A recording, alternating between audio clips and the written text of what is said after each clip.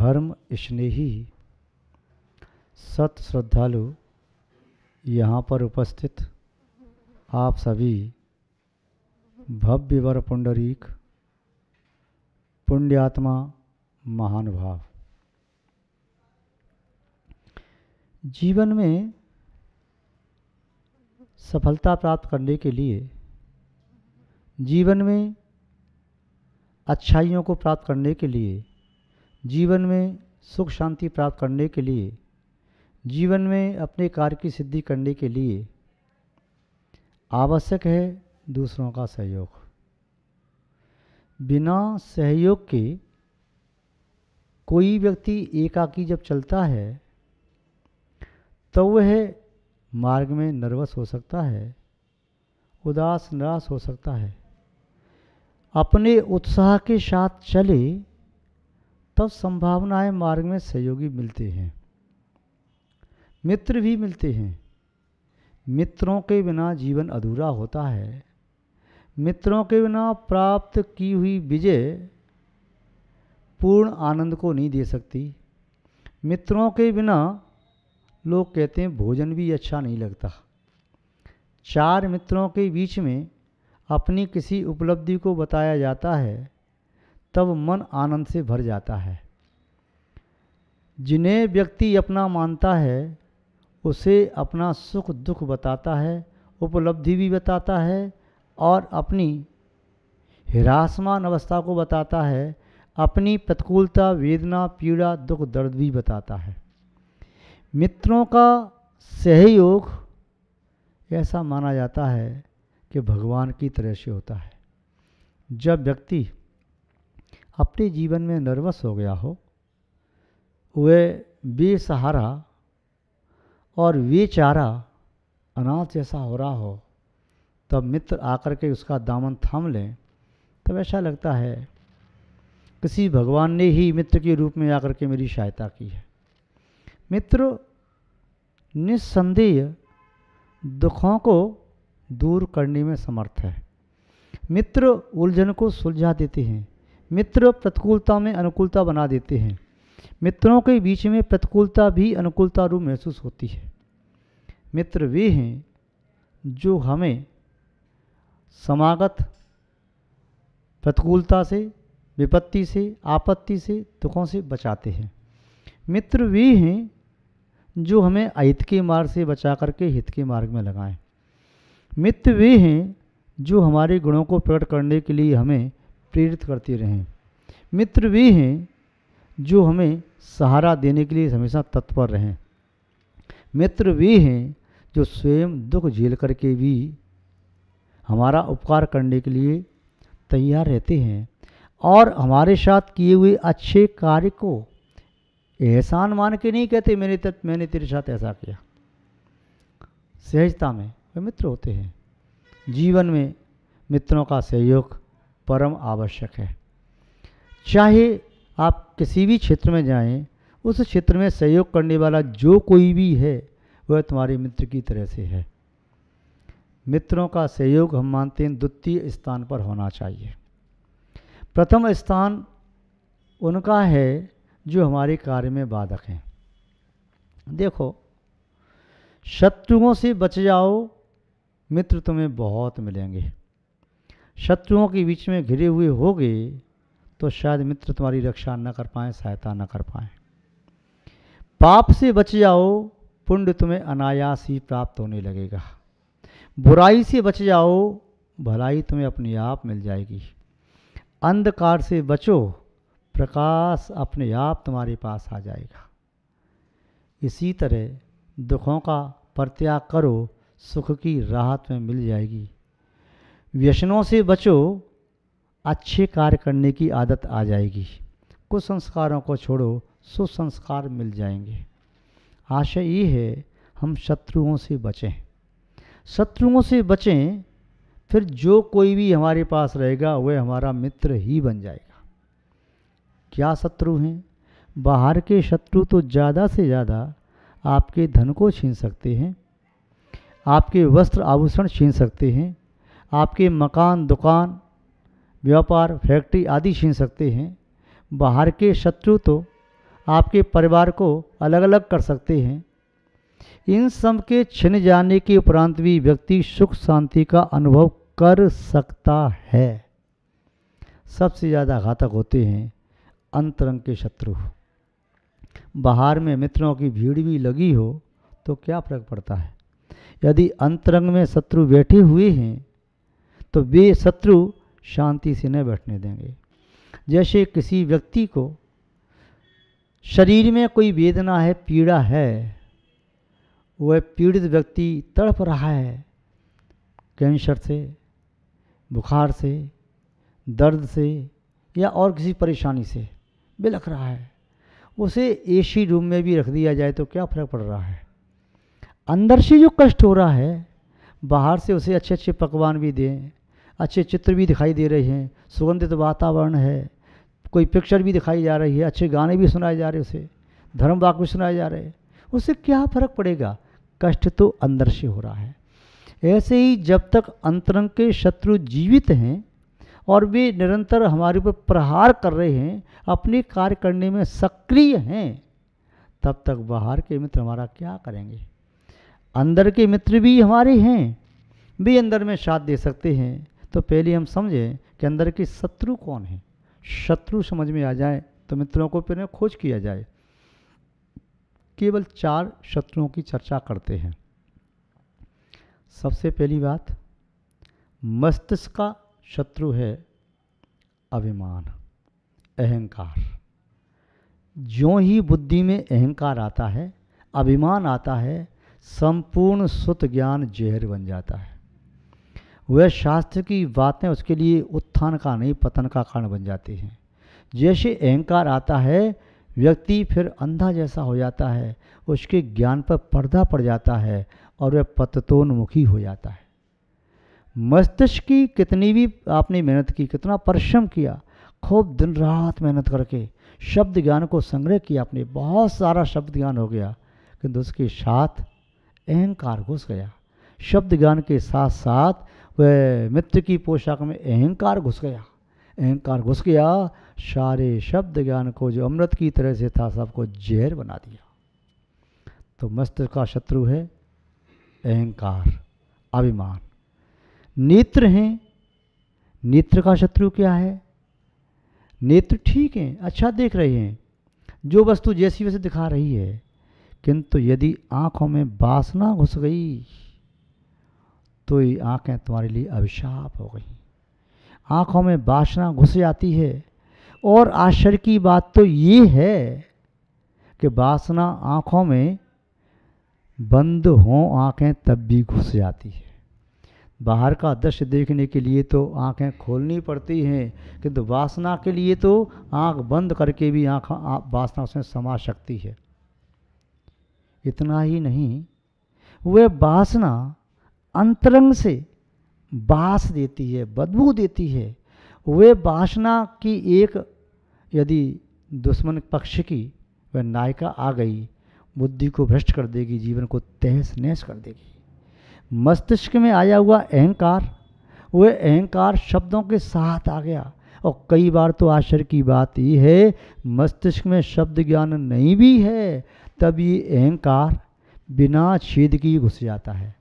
शब्दों के लिए तो कान चाहिए, तब कान के पर्दे में से जाकर के छन करके तब मस्तिष्क में जाते हैं, किंतु अहंकार के लिए कान की भी आवश्यकता नहीं, वह तो रोम छिद्र की भी आवश्यकता नहीं, कहीं से भी घुस जाता है। ये शत्रु ऐसे हैं, अदृश्य रूप से घुस जाते हैं, वेश बदल के घुस जाते हैं। पहला शत्रु क्या समझा, अहंकार। दूसरा शत्रु वासना।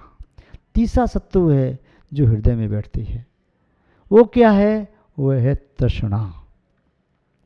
तृष्णा की खाई खूब भरी पर रिक्त रही, पर रिक्त रही।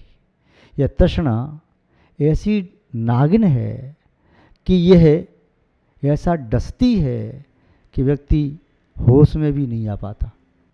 अब ये 4 शत्रु हैं, इन 4 से कैसे बचा जाए, तो अपने 4 विश्वस्त व्यक्तियों को खड़ा कर दो। पहले बड़े बड़े राजा होते थे, उसके राजा के बड़ा बड़ा महल होता था, उसके बड़े बड़े दरवाजे होते थे, चारों दरवाज़ों पर एक एक स्वट को खड़ा कर दिया। शत्रु की सेना आई तो वे रक्षा करते थे द्वार की और सेना लेकर के पहुँच के लड़ने के लिए राजा स्वयं। किंतु हाँ, शत्रु यदि पीछे से कहीं आ जाए, नगर को घेर ले, नगर उत्पात मचाए, तो छोटी छोटी सेना की टुकड़ी लेकर के 4 विश्वस्त सेनापति या छोटे सेना नायक वहाँ खड़े कर दिए। ऐसे ही आत्मा को इन 4 शत्रुओं से निपटने के लिए अपने 4 मित्रों को खड़े कर देना चाहिए। वे 4 मित्र कौन कौन से हैं? मस्तिष्क का मित्र है जो मस्तिष्क में रह करके अहंकार को नहीं आने दे, वह है विनय। विनय भाव, झुकना सीखो, झुक जाओ और झुक जाओ, जितने बड़े होते जाओ उतने झुकते जाओ। जो व्यक्ति जितना झुकता चला जाता है, समझो उतना ही समृद्ध होता जा रहा है। वृक्ष जितना फलित होता है उतना झुक जाता है। दूसरों का सम्मान करना सीखो, दूसरों के प्रति मधुर शब्द बोलना सीखो, दूसरों की छोटी सी बात को भी गौर से ध्यान से देखो, समझो, सुनो। तो सम्मान एक बहुत बड़ी चीज़ है। तो विनय भाव ये अहंकार को आने नहीं देता। जिसके मस्तिष्क में अहंकार का दृढ़ कपाट है, दरवाज़ा है, विनय का दृढ़ कपाट दरवाज़ा है, उसमें अहंकार प्रवेश नहीं कर सकता। तो ये तुम्हारा मित्र है। आँखों का मित्र कौन है? जो आँखों में वासना को न घुसने दे, वासना रूपी इस चुड़ैल को, दूती को न घुसने दे आँखों में। जो बंद आँखों में घुस जाती है, कौन रक्षा कर सकता है? तो वासना को घुसने से, प्रवेश करने से रोक सकती है शर्म, लाज। जिसकी आँखों में शर्म होगी, जिसकी आँखों में लाज होगी, तो वह वासना का शिकार नहीं होगा, वह मर्यादा का उल्लंघन नहीं करेगा, वह लीक से हट करके नहीं चलेगा। तो वासना को रोकने वाली यदि है, वासना चुड़ैल है, पिशाचनी है, दूती है, तो उसके लिए उसका टक्कर लेने वाली है शर्म। शर्म के कारण व्यक्ति वासना का शिकार न बनेगा, गर्त में न गिरेगा। पुनः तीसरा शत्रु प्रवेश करता है कहाँ पर? हृदय में। वह है तृष्णा। तृष्णा प्रवेश कर जाती है। तृष्णा प्रवेश कर जाती, ये भी डाकनी है, शाकनी है। तृष्णा का पेट भरता नहीं, अग्नि है, अग्नि सब सुहा कर दे। इससे बचने के लिए हृदय के द्वार पर कैसे खड़ा कर दें? कौन समर्थ है? इसे रोकने के लिए समर्थ है संतोष के साथ रहने वाली दया। यदि चित्त में दया रहती है, हृदय में दया रहती है और संतोष की वृत्ति रहती है, तो संतोष वृत्ति वह तृष्णा को घुसने नहीं देती। बस मुझे नहीं चाहिए। कोई कहता और लो और लो, नहीं चाहिए, नहीं चाहिए, नहीं चाहिए, बस मेरे पास पर्याप्त है। ये जो है वह भी पर्याप्त से ज़्यादा है। मैं इसमें से भी दूसरों को देने की भावना रखता हूँ, दूसरे की छीनने की भावना क्यों रखूँगा? तृष्णा को नहीं घुसने देती वह संतोष वृत्ति, तृष्णा को नहीं घुसने देती वह दया की वृत्ति, वह रोक करके रखती है। और चौथा सदर है जिसमें शत्रु चला जाता है, नाभि केंद्र, जहाँ चली जाती है बेईमानी, वद नियत, बीमारी। उसके लिए नियत कर दो। इसको जिसे नहीं आ पाई तो क्या नियत करना है यहाँ पर? इससे नाभि स्थान पर जैसे आरोग्य लाभ मिले और ईमानदारी। यहाँ पर बेईमानी को रोकने के लिए ईमानदारी है, बीमारी को रोकने के लिए आरोग्य लाभ है। आरोग्य लाभ का आशय तब मिलेगा जब शुद्ध आहार होगा, उदर में जो पहुँचे शुद्ध पहुँचे। ईमानदारी के विचार यहाँ से निष्पन्न हों। ये झरना जब भी फूटे तो ईमानदारी का जल निकले। ये यहाँ से श्वास जब ऊपर जाए तो शुद्ध श्वास जाए, उस शुद्ध आहार की गंध बाहर निकले। इसमें बदबू वाला आहार न हो, इसमें अवक्ष आहार न पहुँचे, इसमें बद भावनाओं का आहार भोजन न पहुँचे, इसमें किसी की क्रूर भावना न पहुँचे, इसमें किसी का चीखना चिल्लाना इसमें न पहुँचे, इसमें शुद्ध भावना पहुँचे। आनंद के साथ आहार लें, शुद्ध आहार लें, तो पुनः उससे आरोग्य रहेगा और ईमानदारी पैरे पर रहेगी तो बेईमानी वहाँ पर फटकेगी भी नहीं, बेईमानी की छाया भी न पहुँचेगी। वह ईमानदारी के साथ ना खड़ा है नहीं। तो ये 4 चीज़ें हैं जीवन में जो शत्रुओं से बचा सकती हैं। महान भाव हमारे मित्र में छोड़ करके न जाएं, इसके लिए क्या करें? इन 4 सदन जो हैं, 4 भवन हैं, इनमें 4 की स्थापना कर दो, जिनके सहारे तुम्हारे 4 मित्र बने रहेंगे।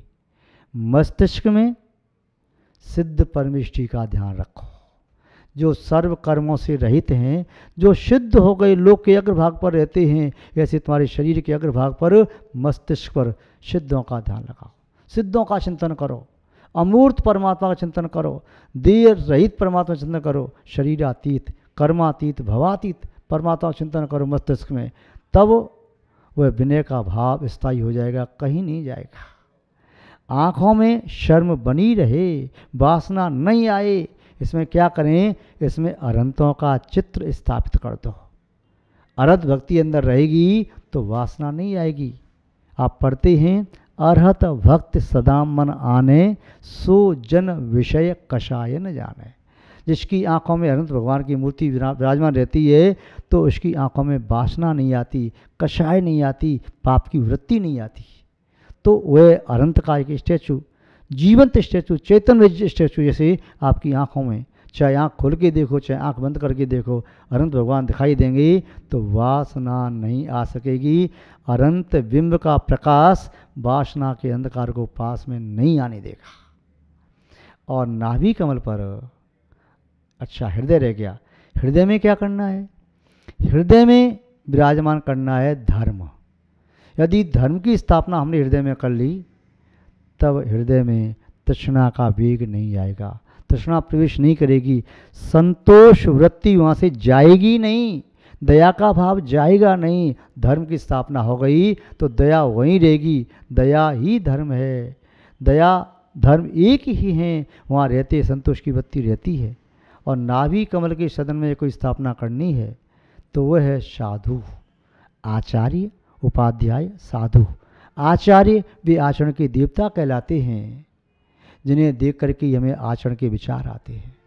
उपाध्याय वे कहलाते हैं जो सद्ज्ञान की प्रेरणा देने वाले होते हैं, जिनका स्मरण करते ही हमारे ज्ञान का क्षेत्रम बढ़ने लगता है। साधु परमेष्ठी वे कहलाते हैं जो साधना करते हैं, हमें पापों से बचा करके हमें अच्छी राह पर ले जाते हैं, सदाचार की प्रेरणा देने वाले होते हैं। ये तीनों धर्म मूर्ति, संयम मूर्ति, ज्ञान मूर्ति, तप मूर्ति यदि हमारे नाभि निलय में स्थापित हैं तो कभी बेईमानी वहाँ पर आ नहीं सकती। महानुभाव, ये 4 शत्रु हमारे जीवन में हानिकारक हैं, चारों अपन को खराब करने वाले हैं, चारों गति भ्रमण कराने वाले हैं, चारों कसायों को बुला लेते हैं, 5 पापों को बुला लेते हैं। इसलिए 4 मित्रों का सहारा लेना है और चारों आराध्यों को छोड़ना नहीं है। ये चारों आराध्य ही हमारी आत्मा को आराध्य बनाने वाले हैं। इन चारों की आराधना करके हम भी आराध्य बन सकते हैं और हम आराध्य बने।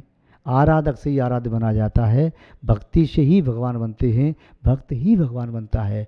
आप भी ऐसे बने। मैं आपके प्रति मंगल भावना भाता हूँ और मंगल भावना भाता हुआ हम यहाँ पर अपनी शब्द श्रृंखला को विराम देते हैं। जय बोलिए श्री शांतनाथ भगवान की, परम पूज्य आचार्य गुरुदेव श्री विद्यानंद जी महाराज की, अहिंसामय विश्व धर्म की।